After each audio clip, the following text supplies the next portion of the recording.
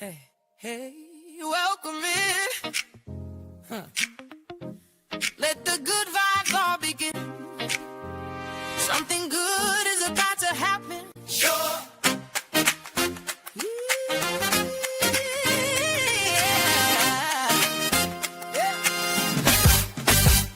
I've been waiting on you. Got a seat with your name. Started with a coffee chat. Now we about to change the game. You got a story worth telling, and I got a room full of ears. So drop whatever you've been holding. Get ready because your time is here.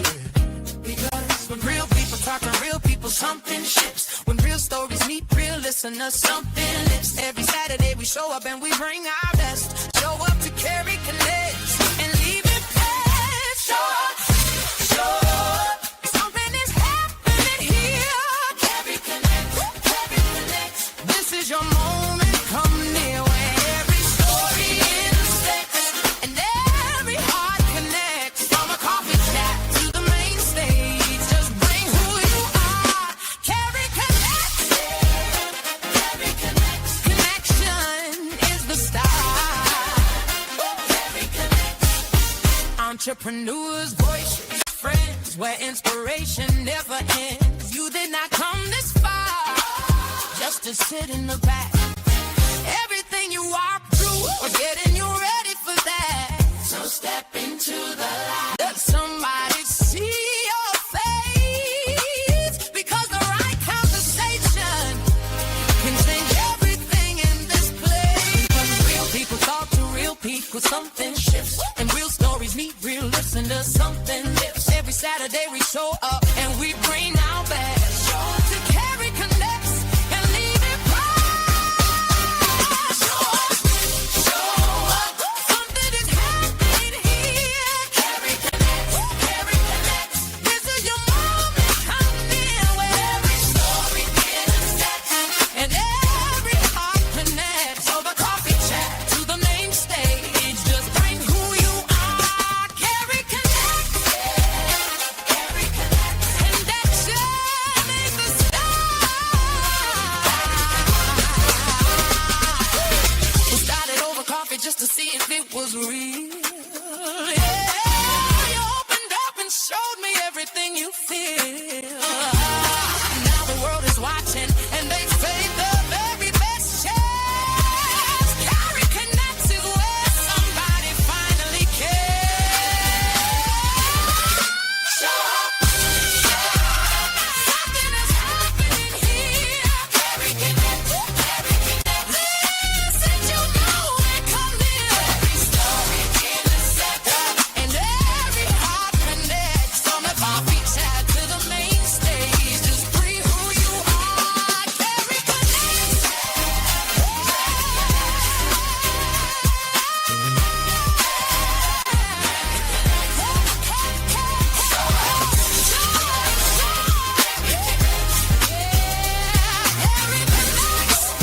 Real conversations, real connections. This is Carrie Connects. Show up. All right, all right, all right. Thank you all so much for showing up. I am super excited to be here with my amazing guest today, Coach Lee of Patterns of Possibility, founder of Patterns of Possibility LLC, and founder of Social Connections Summit. So, Coach Lee, welcome to Carrie Connects. How are you doing today? Oh, I am pumped up. Whoa. That introduction, I mean, and the vibe of the show is off the I need to calm myself down right now. All right, I love that. I love that. I love that. So, for everybody that is meeting you for the first time, introduce yourself. Hey, my name is Coach Lee Hopkins. I'm a social connections coach for ADHD and neurodivergent professionals. Awesome. Now, what does that mean? What exactly do you do? I help them make more meaningful relationships. That means everybody's like trying to search for a real deep connection, and those who really think deeply kind of struggle to find those individuals who can think on that level that they do, who have the same interests. And so I help my clients discover more about themselves to share with other people, just be more comfortable sharing with other people. I So that's how you make more meaningful connections. I absolutely love that. Now, when I asked you what you wanted to talk about today, Coach Lee, you said your answer was simple and it was really brave. You said that you wanted to talk about how hiding to fit in has left you lonely. And I know that's not an easy thing to say out loud. I know a lot of people are feeling that, especially post COVID, but some people were feeling that even before COVID. But it's really rare to hear a man say that. So start us there and talk about what does hiding to fit in actually look like in real life. Well, yeah, I've been feeling this my whole life, hiding to fit in so many ways, so many different aspects of my personality and my character I've hidden so that other people would like me. And so even here, I would be hiding if I didn't say that I was a transgendered man, because you would think you would listen to me, a cis male would listen to me, and they would be like, "Yeah, that resonates. He understands my experience."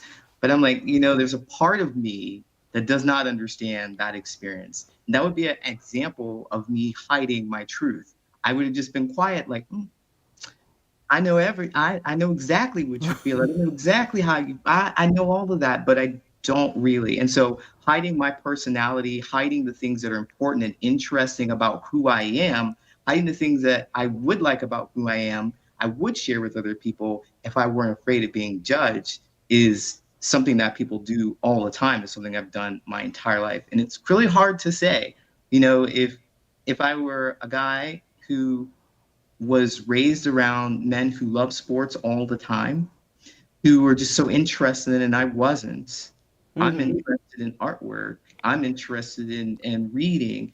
It's hard if you've been conditioned to be around people who are interested in one topic, who expect you to be one way, to come out and say, hey, I don't like any of that stuff. That's not me. It's very scary. So that's why you don't hear many people saying it. People are living that truth for themselves right now. Absolutely. I agree with you 110%. I know as a little girl, we're often taught that you should get married and have kids and get the house with the picket fence. But for a long time, I was real cool just being me, right? I was not one of those little girls that grew up wanting a family, wanting children. I eventually did get married and adopted a son, but that's not where it started. And even some of that came from societal pressure. So I appreciate you being honest and genuine and sharing that. You used a term though that I want to clarify for the audience. You mentioned a cis male. Is that CIS Yes. male? Okay, can you explain what that is? It means that it's a person who was born as a male and identifies as a male today. Okay, perfect, perfect. Thank you for explaining that. Now, you came to my hometown, okay? You came to Chi-Town, right? About 10 years ago from Ohio. Shout out to all the people here from Ohio. And make sure if you're in the audience, drop where you are watching us from, your city, your state, and I got to know the weather because in Indiana, we've been having a lot of tornadoes lately, which is really strange for this area. But you went from Ohio to Chicago for work, and now you are fully self employed. So, congratulations. But what was the path that kind of took you from having a job to building patterns of possibility? Well, it's that same kind of feeling where I was hiding myself. So doing things that didn't feel good to me and work at work. So I used to work in analytics and I did like analytics. I enjoyed looking at spreadsheets and creating reports and data and things like that. But the culture of the environment, how we are supposed to act, how are we supposed to engage with other people, and the hobbies and the interests of people, I just felt so lonely. I just felt like I had to mask and hide myself. I remember working in a corporation, it's a big one, who had different departments. And in those different departments, we had maybe the department I was in, maybe we had like 5 or 6 teams of 6. And of that department, I was just one of 2 Black people. And more, even being transgendered, there's no one who I felt like could really understand my experience. And then I found out about the neurodivergence, the autism, the ADHD afterward. But that contributed to me feeling like uncomfortable there, like I couldn't be myself, and I had to hide. So I left that job and went to another job, and I found the same thing, the same experience. And I realized that, oh, I just need to do something for myself. I need to work for myself because I can't fit into a box. I get to run my company the way I want to. I get to work on my own schedule, and it's not all glitz and glamour, but it's exactly what I want to do. I don't have to hide myself to be here because it's just me. I love, love, love that entrepreneurship, not having to hide yourself and really given the opportunity to work at different companies and saying, you know what, this is not for me, and creating your own space to work in. And so I absolutely adore you for doing that. Now, you were late identified. You mentioned as autistic, and you described the moment as your kind of world being turned upside down when we had our coffee chat. So, what did getting that language do for you and helping you to understand all of those years of really trying to fit in? Had my world turned upside down in a very good way. It's like I could see and make sense of my past. I could see and Mm-hmm. make sense. Oh, this, as I learned more about what autism looks like and how it presents in other people, I've learned about myself. Like, oh, I'm having those experiences back in the day when I was working in the corporate offices. I had no idea what to say to people. I didn't know how Mm-hmm. to interact with them. We're supposed to make small talk, and I just don't know what to say, first of all. And I don't even care about what they're interested in either. And it was strange because we just couldn't connect on the level. I didn't think that they could understand me. And so having me understand more about why I felt that way helps me in these kinds of conversations that we have. And by the way, I appreciate the depth of this kind of conversation more than any small talk. That has been another thing I've discovered as being autistic. Mm-hmm. Mm-hmm. Well, I appreciate that compliment because that's what Carrie Connects is all about. We're about going deep and getting to the real crux of the conversation so that the audience can meet who you are authentically and expose you to new people that may really benefit from what it is that you're doing with patterns of possibility, but also to introduce people to you and your network and what you're doing so that they can share with their network.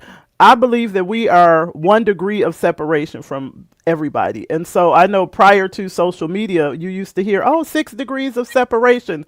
But with social media, I think that we're a lot closer than that. And so I appreciate that compliment. Thank you so much for saying that. So let's kind of transition a little bit because I know that you spent all of these years kind of building these coping mechanisms just to be able to connect with people, to manage your energy, to be able to hold a conversation. So, what did that look like for you when it was working? What did it look like for you when it wasn't working?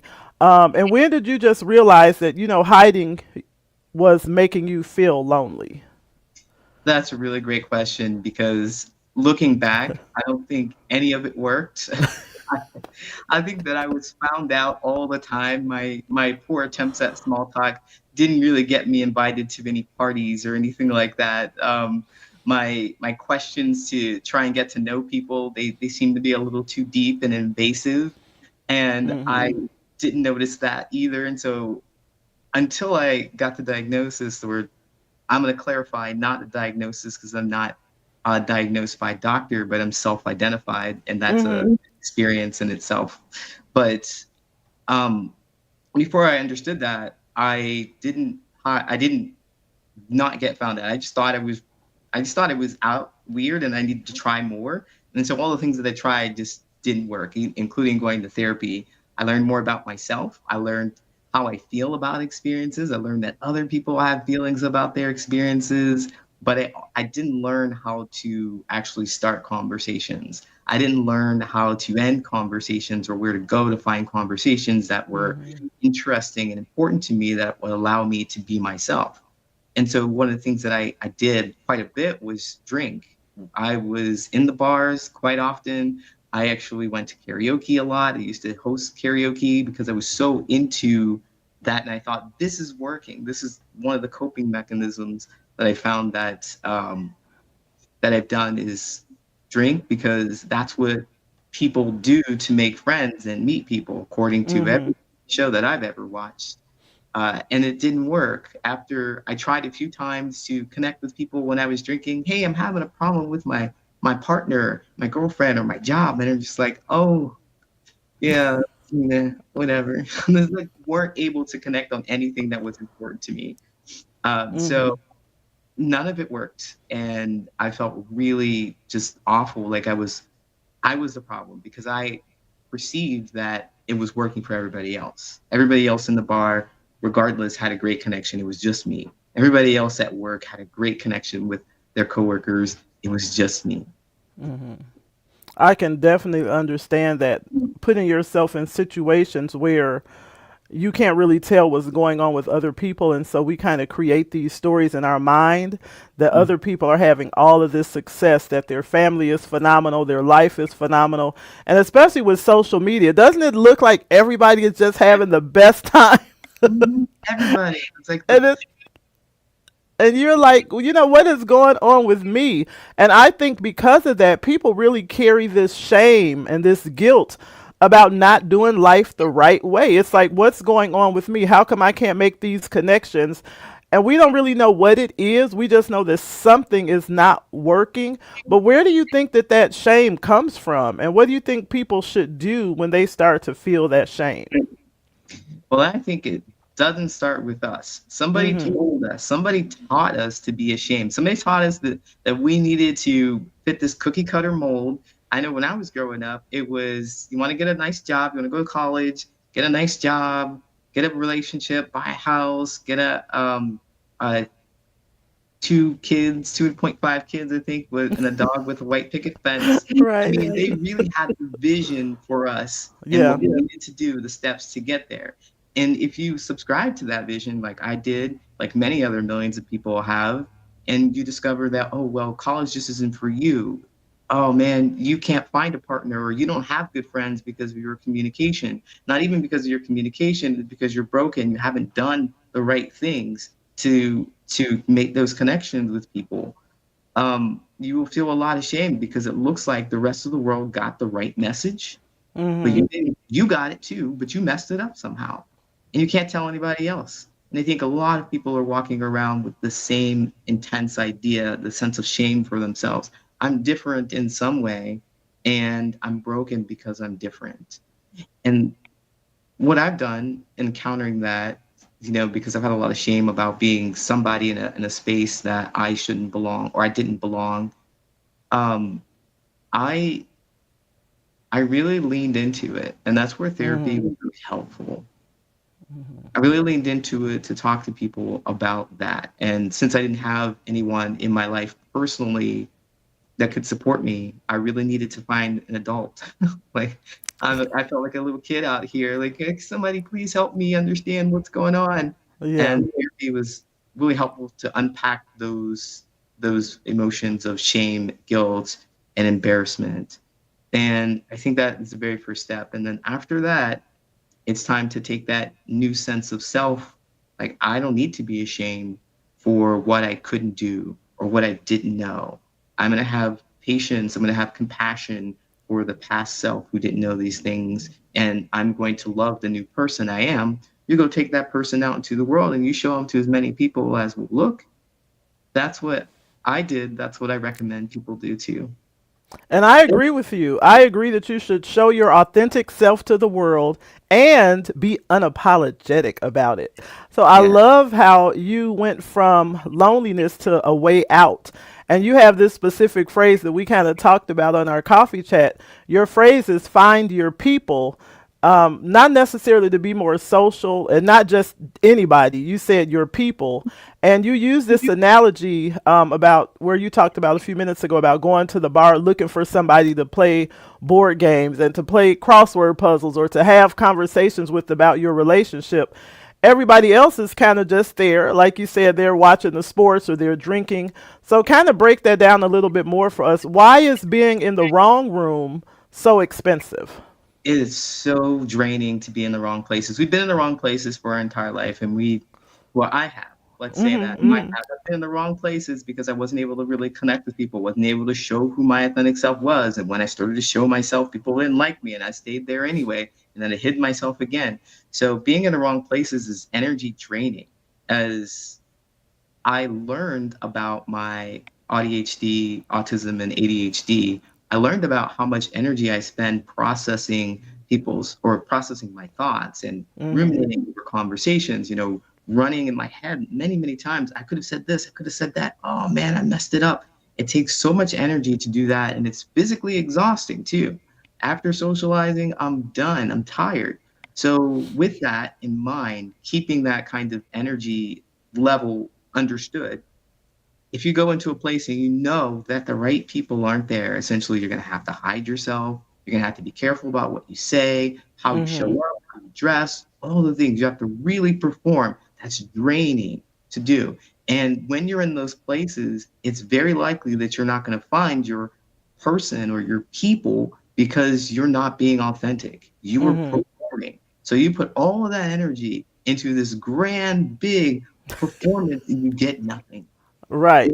You don't get the thing you were looking for, the real authentic connection.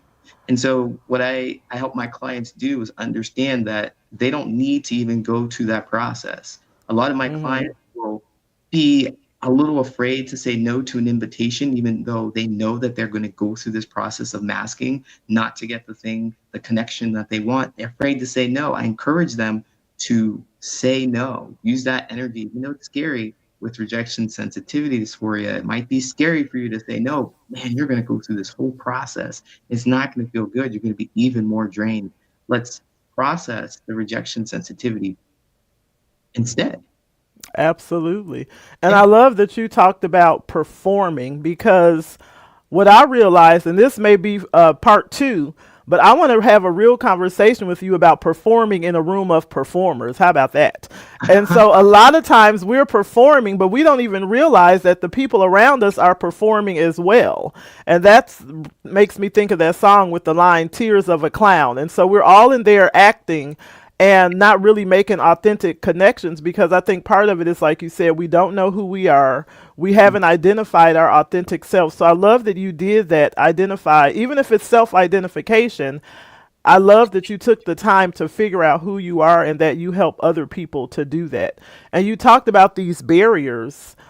First of all, not knowing yourself, right, after years of performing for other people, but also not having the language or the confidence to really share who you are once you know who you are. So, can you say more about that? Because I've had moments where when I present my authentic self, there's still this sense of rejection and this pushback from people. And so I think that ties into your concept of find your people. When I'm being authentic and I have people around me who maybe are not at the same level of self development, sometimes your authentic self gets rejected. So, can you say a little bit more about sharing who you are once you know who you are? Yeah, that's part of the process. Believe Mm-hmm. it or not, it's really a part of the process. What I've discovered is that, I didn't know who I was because I was performing. And then I understood more about who I was, and I had trouble expressing that new person to other people. And furthermore, I didn't know where to go that would have people like me. I was kind of afraid to do that. Mm-hmm. So this new person was like really kind of stuck and going back to the old places and being rejected by those people. It's usually what happens. Like, oh, you've changed. You're not the same person. We liked you when you were performing. And so you're like, oh, I don't like being here. I'm not going to perform anymore. And you come back to this place where, oh, wow, I don't want to perform. I want to be my authentic self, but I don't know what the expression of that looks like. And so when you get to that point, it's time to go out and do new things. New things. Do not go back to different bars. Don't go to different bars. I used to go to a bar and I'm thinking, oh yeah, this is the place I always go to. Let me go to a different one. Maybe I'll have a new experience. No, no, no, Ah, okay. completely different, something completely different. I went to a Mm. comedy club for an example. I went to a comedy club and there was alcohol there, and I said, well, it's not a bar. No, new experience, something that is very uncomfortable for you. Go take a class, go for a walk, go to a coffee shop, go sit down somewhere, people watch, do something completely different. Do something, I'll say once more, completely different, because then the language of who you are, the expression of who you are will show up. People will come to you. If you're going to an art class, you're going to talk to new people and you're going to figure out how you want to express yourself. Um, so it's really important that you don't do what you've done before, and you recognize that it is part of the process to be rejected by people who don't like this new you, who knew you before. They don't like this new you. But even as you said, Coach Carrie, about going to new places, as you going to different places and are not as Mm-hmm. developed as you are, you will run into that too. And I don't want you to believe that you're doing the wrong thing. You're expressing your authentic self, and no matter where you go, someone's not going to connect with it. You're going to Okay. get one of three reactions. You're going to get one where people are like, oh my goodness, where have you been? We all want that. You're gonna get Mm-hmm. another reaction where people were just like, hmm, and they're gonna walk on by. You don't take offense to that. Be your authentic self. Don't turn it down. You'll need to turn it up. They're just not their cup of tea. You're just not their flavor. And then there's the third one where people are gonna be like, turn out that light. And they're gonna be mad at you for being your authentic self. That could happen anywhere. That can happen Right. anywhere. Be prepared for that. But know that expressing your authentic self is how you are going to connect with people. It's just getting through knowing who is for you and who is not. That's discernment. That's discernment that helps you do that. I absolutely love everything that you just said, in particular the three examples. And so I've got a lot of those reactions, right? And so being able to continue to be your authentic self, and I appreciate you saying it's part of the process, because a lot of people feel like when they get rejected, if they're in this group and maybe there's some adversities that they're not being their authentic selves, that there's something about them that needs to change. But sometimes there is, but other times you just need to change your people. And I Yeah, really like that idea of going into new environments that are completely different, where you're getting outside of your comfort zones. And so yeah. I love that. I'd like to say real quick, because you said something I think is really important about sometimes there is something you have to change and sometimes there's something you don't have to change. So how do you know with like discernment? Is it Mm-hmm. me or is it them in this space? And I would say that it depends on whether you were looking for a really close friendship with a person and the value that you have for your authentic self. There's something about your core personality, like being on time, like and your person, your friend is chronically late and it frustrates you, and you just can't get rid of that frustration. Well, maybe your relationship needs to you may create some distance or create some expectations around how you're going to show up for each other. But your authentic self requires somebody who's close to you, probably in that instance, be on time to match that value to Mm-hmm. match that value. So you might need that. The other thing I want to say is that, well, is it you? Well, looking at your community. I mean, community is not just one person. It is a collection of people with different values who share a goal, right? They all share a goal. Like if you have a neighborhood and you're living in a neighborhood with your neighbors, it's likely that they all want it to stay safe. They don't want a fire to come through and burn all the houses down. You have a vested Mm-hmm. interest in being safe. But you might not like the guy across the street because he lets his dog poo everywhere. You don't like that. It doesn't match with your values. So, but do you fight with them? Do you change your view of that? Do you have a conversation? So it is kind of like you don't know if you need to change something about yourself until you have a conversation with those other people that are a part that share the goal with you. So if you're questioning whether or not you need to change something, you want to evaluate the kind of relationship you want with them. You only change if it feels good for you. You can't change if you want to keep that person close or you're safe. You can't do that. It won't work. Well, it hasn't worked for me. I've not seen it work. So I thought that was really important to jump on and share. Absolutely. And I love that, because this is a conversation, and I appreciate you expanding that concept. So, as we continue to expand, let's talk about the fact that June is both Men's Mental Health Month and also Pride Month. And you're living kind of at the intersection of all of it as an autistic transgender man. So much of your work is really about helping people to stop hiding, to show up as who they really are. So, what does Pride Month mean? Happy Pride Month. What does Pride Month mean to you personally, if anything? And how does your own journey to living openly connect to the work that you do when you're helping other people to find the courage to be seen? That's a great question because Pride, I struggled with that for quite a bit. I struggled with any kind of celebration of a person. I struggle with, I'm gonna admit this out here live. I struggled with Black history. I struggled with pride. I struggled with neurodivergence, just the celebrations, any kind of celebration, because I felt like I needed to fit neatly into one box for each of them. So for Mm-hmm. Black history and growing up in a Black family with religion and the kind of connections that they had as the food, and so the food is good. I'm not going to say it. All You've right. seen, you've seen the Boondocks, and if you've ever seen the Boondocks, there's an episode I about have.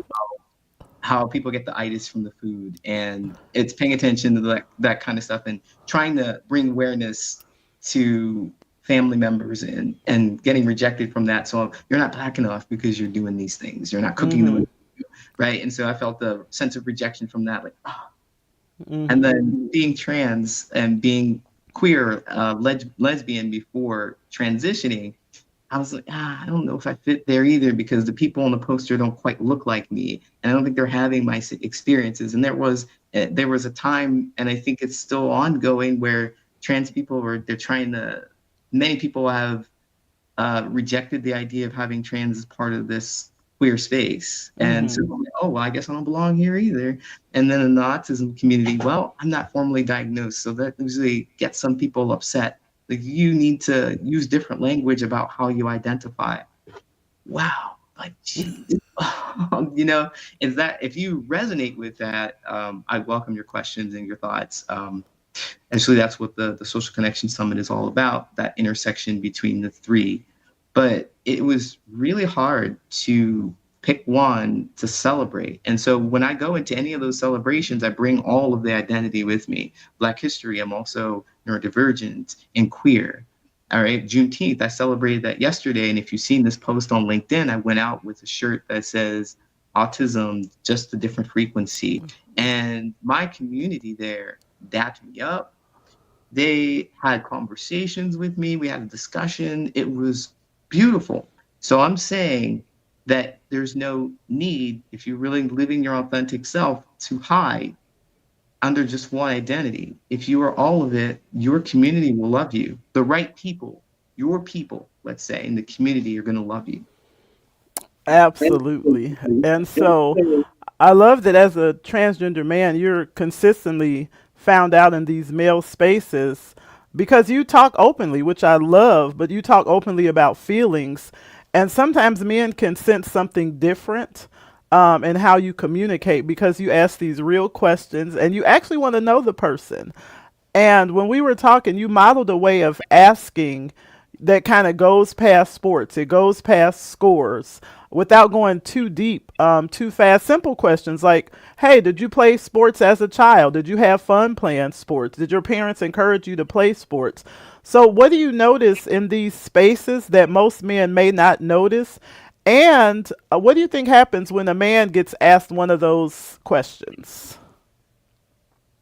Um, so when I ask those kinds of questions, I think I notice that many people feel uneasy because perhaps they don't trust that I'm going to do something kind with the information that they share with me. So asking a question like, did you play sports as a kid, might bring up something where they wanted to and they couldn't, or something uncomfortable for them. So they might kind of be like, why are you asking me that? Why are you asking me? Mm-hmm. That's how it Mm-hmm. gets found out in some cis male spaces that I've been in, because they usually want to talk about stats. They usually want to talk about other people's stories and other people's experiences. But I really want to get to know them as people. What were they like? What do they like now? What are their hopes, dreams, and things like that? And if you're a person who likes to know those kinds of things and share those kinds of things with other people, then we would connect pretty easily. But if you're Mm-hmm. not, then you would put your defenses up and feel like there's something off about this, something off about it. I agree with that. And speaking of something being off, I think that happens a lot when you're having conversations with people and they're not really listening to you. They're looking for their moment to speak. And I think listening is really an art. It's a skill. And so when you're when you're having conversations with people, they're sometimes missing that connection because they're not listening to what it is that you're saying. They're listening to see what they're going to say next. And I think whether it's men or women, or whatever space you're identifying yourself in, that I would encourage people to listen authentically, to learn how to listen, to hear what the other person is actually saying and what the other person is asking you. I think that would bring us a lot closer. And getting comfortable asking questions that society doesn't necessarily tell us that we should ask, and removing those labels. You talked about all of these different identifiers and the holidays with Black History Month, and there's Native American History Month, and there's Asian Pacific Islander Month, and there's all of these holidays and all of these months, and so many people are multi-layered. You know, kind of just peeling off those layers and looking at each other as human beings and embracing the diversity and not having to segment ourselves into all of these different spaces. So I know that this is Men's Mental Health Month and Pride Month, and your story kind of speaks to both. And you started earlier by naming your own loneliness out loud, which I think a lot of people struggle with doing. But this is exactly the thing that most people are taught to hide, where we're taught to pretend. We're taught to hide our authentic selves. So if you could say one thing to somebody that's watching, you know, who keeps telling everybody who they are, and they kind of feel fine, but they know that they're not really being authentic. They're hiding this part of who they are. What would you say to them? Wow, I'd say you come out when your time is ready, when you're ready for it. Okay, Hmm. that that would be the first thing that I say, like expressing yourself deep down to other people, because it's not work that happens externally. I mean, it's harder to do externally. I mean, that is, if you say that I've been hiding all this time to somebody else, it's harder to do, to say that and then have to process the fact that you said that out loud, Hmm. because it is an internal experience. It's, you know how you think something for a very long time, and then when you say it, I'm like, oh, I said that. You have to do that with your entire new identity that you express to the world for yourself, but also with another person who may not react in a way that's positive or feels good or scares you. And even if they did react positively, you could still ruminate and think, oh, did they really care? Are they really going to support me? Such and such. What I Hmm. would say is take some time and be intentional about expressing to other people, even if you know this isn't fit, this doesn't feel good. I keep expressing that I'm a straight guy to my family and to my friends. I keep Hmm. expressing that I'm hiding. If you know that, take some time internally to prepare yourself for coming out to other people, because that's the most important thing. You are all you have, essentially. You have to live with yourself and how you feel about yourself. And taking some time to, I would say, journal, practice the expression of it to yourself. And if you can, of course, see a therapist, because practicing with somebody who's going to help you say the words, who's going to help you hold space for you, is going to make it easier for you to express to other people. So please remember that your safety is number one, and there's no shame in keeping yourself safe. There's never any shame in doing that. I agree with you 1,001% that we should take the time. And I love the journaling piece because even when I read books, I do daily book reports. And so I'm always writing, like, what did I get from this book? How can I implement what I've read into my lifestyle? And then I create these action steps. But I think it's important when we're researching our own identity. And it's not always about, am I identifying as male, female, am I heterosexual or homosexual? Am I part of the LGBTQ community? Sometimes it's about being a mom or a wife or a father or a husband. There's so many identities. When my sister did our DNA ancestry, I said, "Oh, that's why I like Thai food." Okay, look, so, but there are so many different layers, and I think journaling is really important. That hand-eye connection that helps our brain to retain information and gives us an opportunity to kind of review our notes and explore. I think that's wisdom that people really, really, really should take to heart. And so I Yeah. appreciate. And I want to say that if you struggle with journaling, if writing things down, because everything you said is, I think, a lot more powerful when you write things down. If you Hmm. just can't get to that point, I'd like to share some other options, and that is doing a video of yourself, talking to yourself, saying your truth out loud to you. It is amazing what it does to you psychologically to see another person and talking to them about who you are. And then also voice notes if you feel like you just can't say that to yourself on video. But the point is to get it out of your head and make an expression of it. Absolutely. And so now we're going to go to one of my favorite parts of Carrie Connects. I have not come up with the. I know I told you all last Saturday that I was going to come up with a new name for this section. Have not. So it's still Carrie Connects audience Q&A. And so the first question is from Jay Trevetti. And he asked, what did exclusion feel like for you? When you're disabled or have a chronic illness, for him, it feels like we're being excluded. And the goal of inclusion has really shut down when there's exclusion. So it's heartbreaking and feels like betrayal. So, what would you say? What did exclusion feel like for you? Wow, exclusion. Jay, my heart goes out to you because I definitely know where you're going and where you're coming from with this. Exclusion felt like I was completely broken, and Hmm. that I think one of the reasons why I leaned towards using alcohol was because, well, that's something that didn't make me feel so broken and I could connect with people. And when things like that stopped working, I felt like, oh, well, there's no reason for me to be around. And so that's what exclusion felt like. It's like you are nothing all the time. You are Mm. bad, you're wrong, you're broken.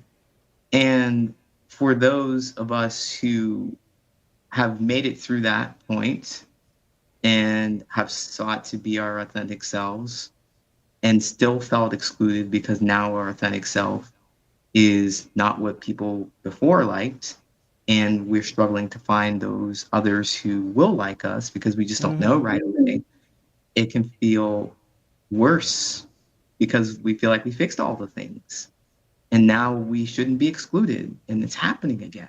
I'm stuck in Hmm. between the two. What I want to let you know from there is that adjusting the mindset to know that that is a part of the process. Like being by yourself and being alone is a part of the process for a short period of time, for a period of time until you figure out yourself. And one of the things that have helped me, and I tell all my clients this, the thing that has helped me is that when I'm in that place and I feel like I'm misunderstood by everybody, I can't be the one to misunderstand myself. I've got to know what brings me joy. I've got to know what I like to do so I can go do those things. I got to know those things about myself. And if I don't know what those things are, my mission is to figure them out, go to different places, talk to different people, say different things.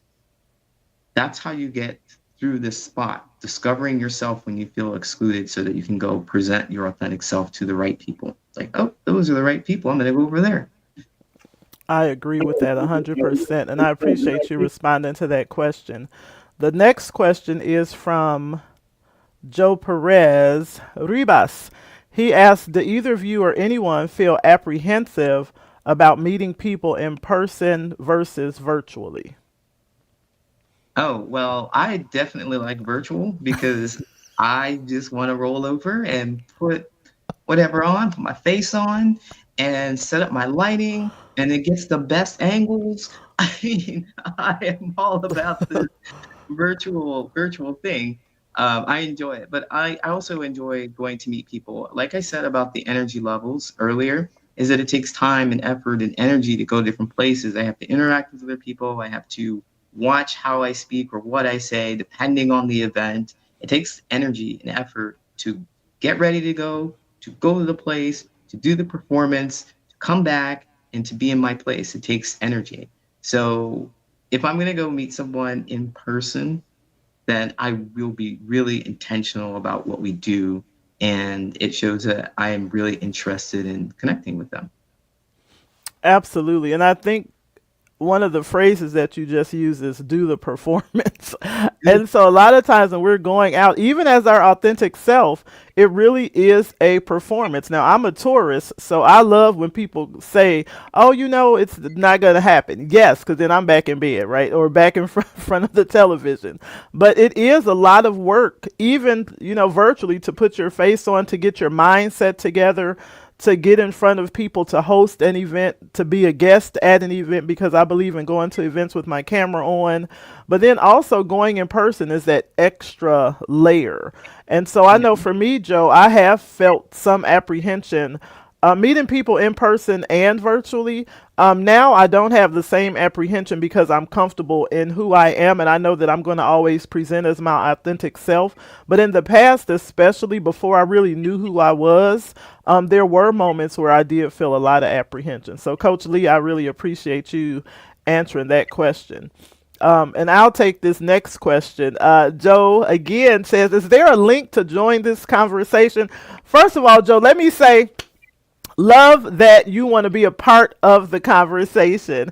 And I always tell people the conversation is happening, the party is really happening on LinkedIn. If you're in the comment sections on LinkedIn, that's where the party is taking place.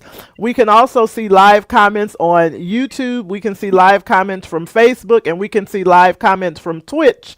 If you are watching on Substack or if you are watching on Instagram, we'll get to those comments after the show because we can't see them live in the stream. And so I love that you are asking this question because Carrie Connects is a platform where I highlight a particular guest and really talk to them about their experiences so that they can share with the audience. But if you're looking for opportunities to be a guest on the show, send me a DM. I would be more than happy to have a coffee chat with you and see if we have mutual interest of you being a guest on the show. But connect with Coach Lee. I have all the social handles at the bottom. And so make sure that you connect with Coach Lee. By bottom, I mean in the ticker section. And so I appreciate you asking that question. And then we have one more question. I have to find it. So pardon me for looking off to the side. There was one more question. And if I don't find the question, I apologize. Oh, here it is. So this question is for Layla, which I love. This is my Besties Beyond Borders buddy. We met virtually, and she lives in Canada. Now we talk every single day. But her question is, what can we do to create more inclusive spaces? More inclusive spaces. I would start with myself. And I feel like I believe that that is a question for a lot of organizations. And they're asking this, like, how can I create more inclusive spaces to attract more individuals who want to stay and work with us? Because we're finding that creativity is all across different cultures, different identities. And we want to make sure, or organizations want to make sure that those want to stay. So creating those inclusive spaces, I would say at the individual level, starting with us, understanding more about ourselves, how we interact with those people that we don't necessarily have the same culture with, don't necessarily have the same identity with, don't necessarily have the same neurotype with. We want to check in on ourselves first to see what we know and how we feel about that and what we know about those individuals. And from there, we want to start listening. And the reason why I said check in with ourselves first is because we might be a little reactive or scared or confused about something that someone who doesn't look like us or sound like us says. So then when we have that opportunity, we can listen to them, I think. So listening to them, listening to their needs. But also, I think that I have this social connection summit that I talk about this because although listening to them sounds great. Listening sounds great. But one of the things that I found myself struggling with is that in an organization who I had pretty good leaders who wanted to support me, they would ask me, Lee, what is it that you need? I wouldn't know. I wouldn't Mhm. know how to advocate for myself. I didn't know that I was even um, ADHD. I didn't know that I was having communication challenges, or I didn't know what I could ask for in a workplace. And so bringing an expert in who has studied this to help is going to help you create a more inclusive space. Because my supervisors, I believe that they wanted to help. They asked me what I needed to know, and I didn't know, Mhm. and they didn't have Mhm. any other options. So directly to the organizations, hire some people to help you understand more about your culture to facilitate this conversation. And if you can't do that, the Social Connection Summit 2026 on September 23rd and 24th is happening. We're bringing together experts to help us neurodivergent folks as well as the allies to understand more about their brains and connect with other people. So you don't know how to advocate for yourself, come talk to others who've been through that, make those connections. Also learn from speakers about their lived experience, about how what they've done has helped create a more inclusive workplace. September 23rd and September 24th, socialconnectionsummit.com. Love that. And if you all look in the ticker, you can connect with Coach Lee, the website patternsofpossibility.com, on LinkedIn under Coach Lee Hopkins, and then, of course, the socialconnectionsummit.com as well. You can get more information there. And so before we go, one of the things that I wanted to do is just to highlight a few people in the audience that have really just made some amazing comments. And I got to scroll back to the top, y'all. Give me a second, okay? All And right. so we have people who are visiting from New York, from Florida, from Mexico, from Canada. And so I absolutely love that. People who are giving all of these amazing shout outs, people who are here from Michigan, people here. Oh, somebody from Columbus, Ohio. Okay, that's your old hometown. And also from Maryland as well. But I love that Yvette says that she absolutely loves karaoke. I know that was one of the things that you mentioned. Yeah. And so I like karaoke as well. I majored in vocal in high school, and so I absolutely love karaoke. But I also like You're how you talked about doing different things too. you're one of those who gets on stage and blows everybody away. And we're like, but then she gets out there and is like, oh, we are at a concert. Right. You're like, oh, wow. I always felt like I was winning when I saw those people get up on stage. I'm like, wow, that is Yeah. absolutely amazing. I'm getting this for free. Right. I love that. And so I don't do karaoke a lot because I feel like I could get up there and blow. Concert tickets. I'm going to start charging. Yeah, right? Right.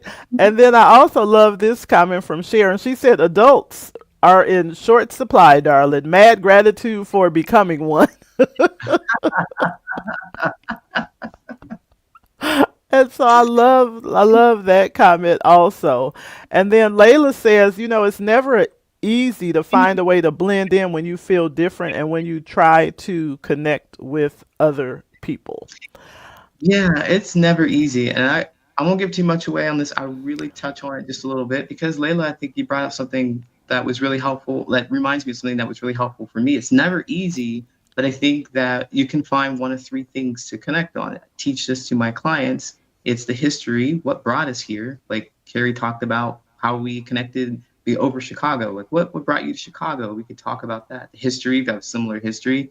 Your hobbies, the things you like to do for fun, or your habits. What do you do on a daily basis? Are you getting up every day to exercise? That's something that you could talk about. So if you just kind of think about some of those three things, then you could find something to share with other people. It's not easy, but I'm giving you a place to start. I love that. And then just two more. This one is from Sharon. She says standards are the blueprint, and identity is fluid that follows flexibility within the blueprint. Hmm. I like And I, that. yeah, I think you do have to have standards, right? You have to set those boundaries. You have to have standards. And so Yeah. I agree with that as well.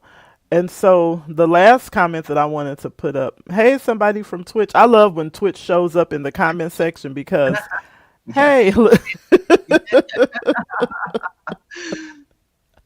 and so I love when people from Twitch show up. But I think Where is this comment at? Oh my goodness gracious. Okay.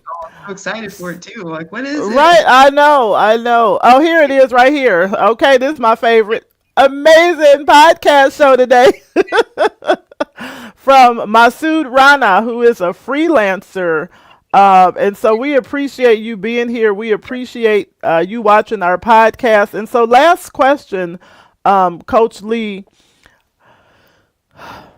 and this is really important to me because I'm learning so much from this conversation. And so I know that a lot of times people are watching these shows and they're learning. I love from my last podcast last Saturday that somebody actually made a real connection and they were able to meet with that person and start participating in their events on their podcast. So for everybody who sees themselves in this conversation, whether you're a late identified autistic adult, a self identified autistic adult, the person who's lost themselves trying to fit in, if you're transgender, if you're African American, if you identify in any of those spaces or other spaces that we've talked about during this conversation, people who are just navigating connection in general, what would you say to them? Where do they find you? And what is really the best first step?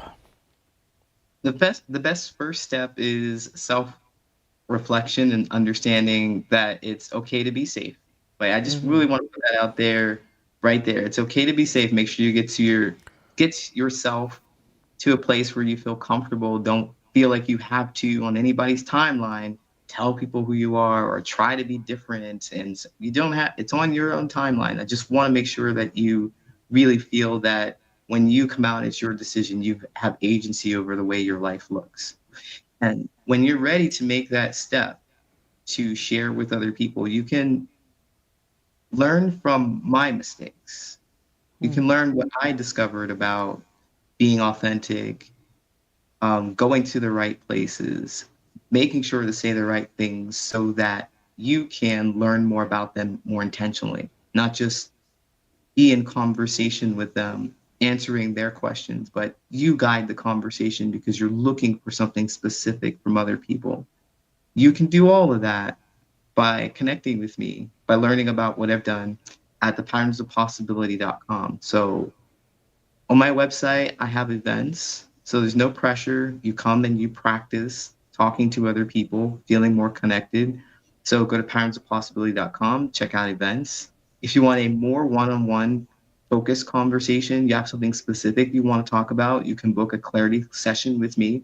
It's 30 minutes long, absolutely free. I'm there to make sure you leave with at least one actionable step to help you make more meaningful relationships. Wherever you are in your journey, I'm going to help you with one actionable step. And then finally, if you want something a little bigger with education to help you understand more about how your brain works, about connection with other people, and connect with other like-minded professionals, check out the Social Connection Summit at socialconnectionsummit.com. I have lots of resources to help you understand more about yourself that is connecting you with other speakers who have done the work, who understand the science as well, to help you make more meaningful relationships. That was so well done. Always the consummate professional. I'm not sure, I was listening actively. If you talked about the meeting that you do this every other Thursday, or is it I Yeah, two Thursdays a month? I don't think you talked about that. However, what I will say to the audience is go to Coach Lee's social media on LinkedIn. Find that event. When I tell you, and I go to a lot of events, when I tell you that it's the best event of the week, bar none, organized, structured, starts on time, ends on time, and I'm a consummate person for starting and ending on time. I respect people's time. yeah, I absolutely, absolutely love it. So if there's anything you want to say about that event as we wrap up, before we close out for today. absolutely. So I help all kinds of people in any life, any part of their life, personal and professional, making those connections. And this event she's talking about is called Neuro-Friendly Networking. It's for neurodivergent folks and their allies who want to connect with other business owners as well. So no matter what space you're in, you don't have to pretend, you don't have to hide yourself. You can be your authentic self. That is in your personal and professional life. Go to parentsofpossibility.com and check out my events tab. I also have an event for just socializing too, different from the Social Connection Summit, but check out kindnessofpossibility.com/events. I will have to come. I didn't know it was a party outside of that. I thought that was the party. So I will be in your event section later today. I really appreciate you taking time from your Saturday to the audience and to Coach Lee to be a guest on Carrie Connects. Coach Lee, if you are able to engage with people in the comments section and just respond to some of the questions and comments, that would be greatly appreciated. If you are able to stay until the outro ends, that's great. If you have something else to do, I appreciate you being here. Of course, we will connect again. And to the audience, as always, thank you all for spending some of your Saturday with us. Bye-bye for now. Bye. Thank you so much, Carrie. Thank you, Coach Lee. Hey, hey, welcome in. Let the good vibes all begin. Something good is about to happen. Sure.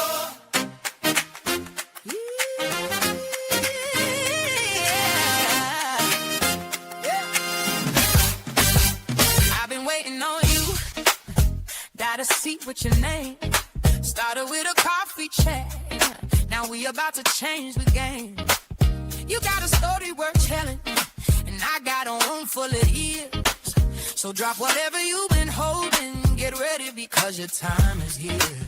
Because when real people talk to real people, something shifts. When real stories meet real listeners, something lifts. Every Saturday we show up and we bring our best. Show up to Carrie Connects and leave it past. Show up, show up. Something is happening here. Carrie Connects, Carrie Connects. This is your moment, come near where every story intersects and every heart connects. From a coffee chat to the main stage, just bring who you are. Carrie Connects, Carrie Connects. Connection is the start. Carrie Connects. Entrepreneurs, voices, friends, where inspiration never ends. You did not come this far just to sit in the back.